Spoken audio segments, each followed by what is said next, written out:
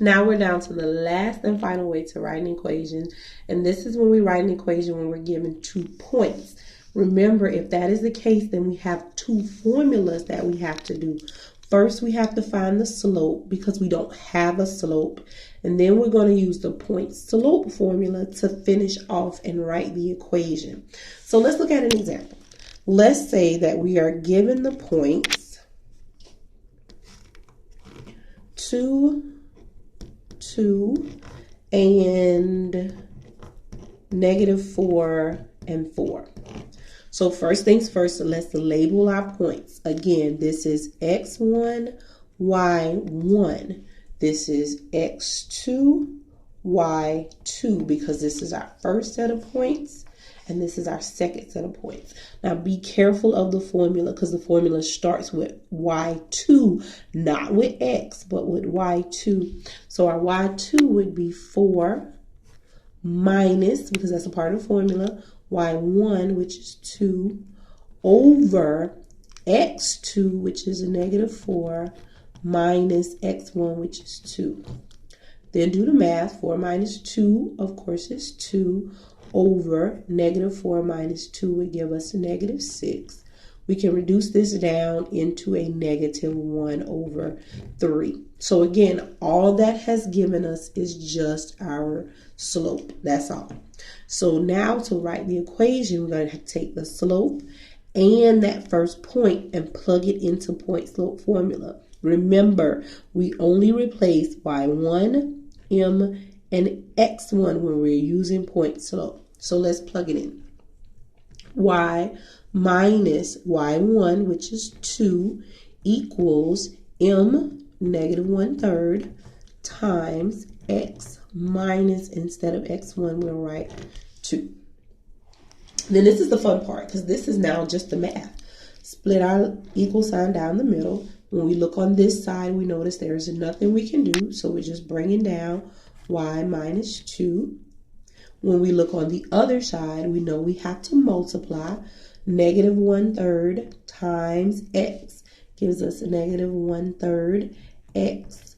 (-1/3) times -2, watch that, would give us a +2/3. And do not be afraid of fractions. If you're having a hard time, they make calculators. Use them. Use them, use them. And then from here, the only thing we can do to get that y by itself would be just to add 2 to both sides. It would cancel here, and so y would equal a (-1/3) x plus 8/3. And again, that would be our final answer. Again, 2 formulas. Start off using slope and then come back and pick up point slope. So let's try that, another example. So let's say they give us the points. Here's our second example. What if we're given the points, say 1 and 0, and -2 and -3? Again, because they're only giving us points, let's label our points. This is x1 and y1. This is x2, y2. So we've labeled our points. Now we know first formula again is slope formula. M equals y2 minus y1 over x2 minus x1. So if we plug our values in, y2 was -3 minus y1, which is 0, over x2, which is -2, minus x1, which of course is 1. And y'all, these are minus signs in the middle, and it is a part of the formula. That's why we have to write the minus signs. Okay, so -3 minus 0, of course, is going to give me -3, and -2 minus 1 gives me -3, and a negative divided by a negative gives me a +1. And again, if you're fighting the positive negative battle, That is why they make calculators. If we've already discussed positive and negatives and it's still not sticking for you, that's why they make calculators. Use that.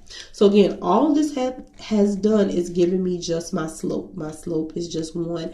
Haven't written the equation. So now I go to point slope formula. Y minus y1 equals m times x minus x1.